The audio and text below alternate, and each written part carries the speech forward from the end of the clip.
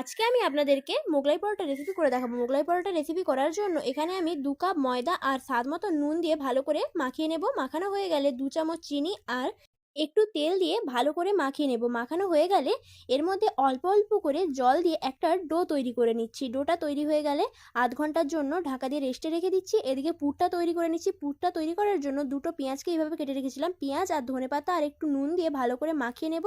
তারপরে এর মধ্যে 3টা ডিম দিয়ে দিচ্ছি। ডিমগুলো দিয়ে আবারও ভালো করে মাখিয়ে নিচ্ছি।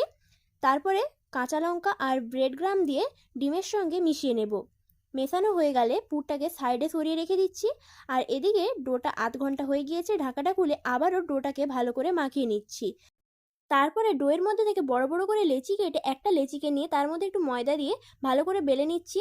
এইভাবে বড় করে বেলে নেওয়ার পর এর মধ্যে একটু পুর দিয়ে ভালো করে মুড়ে নিচ্ছি। মোড়া হয়ে গেলে এদিকে তেলটা গরম হয়ে গিয়েছে, তেলের মধ্যে ছেড়ে দিচ্ছি। তারপরে ভালো করে ভাজা হয়ে গেলে ছান্তার সাহায্যে তেল ঝরিয়ে তুলে নেব।